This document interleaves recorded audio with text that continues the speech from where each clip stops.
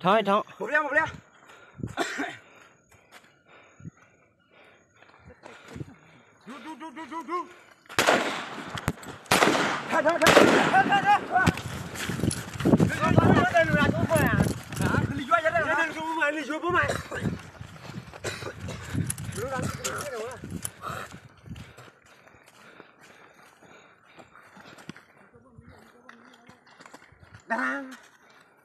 mình đi không bao nhiêu hả? Quay à? Thế là luôn, thế là. Quay thế là không quay. Quay.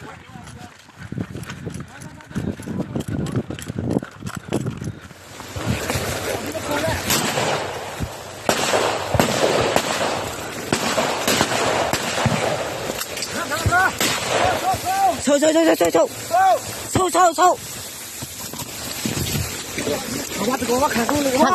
Khạc luôn. Sâu.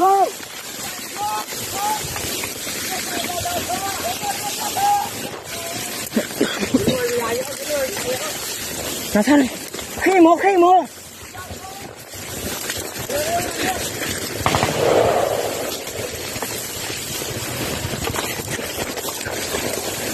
Hay cái đại yêu ạ. Thôi.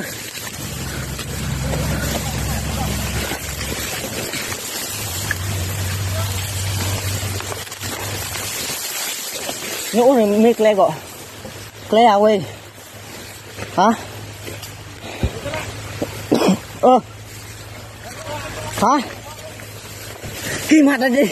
Quên nữa mà.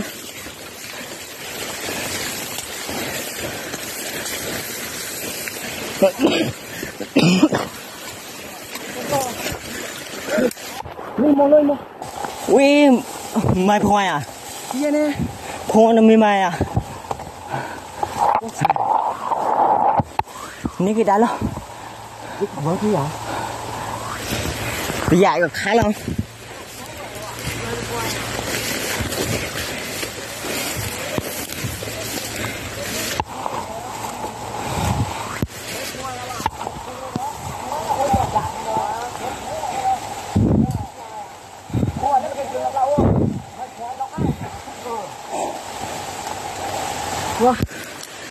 Xuống luôn mà khả vào đây nữa.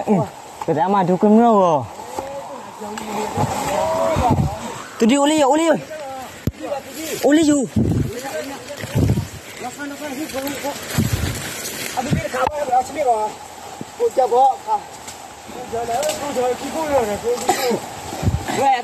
khát nó thế ăn rồi đó. Nó khát thế gì đấy, cái thoa này khát nhiều là. Thế nặng lắm chứ. Vậy là khát nào rồi? Không khát thế này à? Khát thấy lên nó bùa kia không? Cái này sai lừa cô. À nó khát rồi. Khát rồi. Này thì nó khát rồi. Xuống. Bây giờ tôi nói xuống cùng không cái nào mà nó xem. Có chẳng. Có bạn. Đây bây giờ nó tới là thằng nào thằng đó gì to cái bắt chứ nào. Thằng nó cũng phát này nè. À đây chú này thế này rồi. Nó xem qua lên ao một tháng rồi. Một tháng chú này vậy. Anh ra chết đi đừng mình làm phải mướn cứ bao giờ. Nào mà mua với chứ. Nó bỏ đồng là.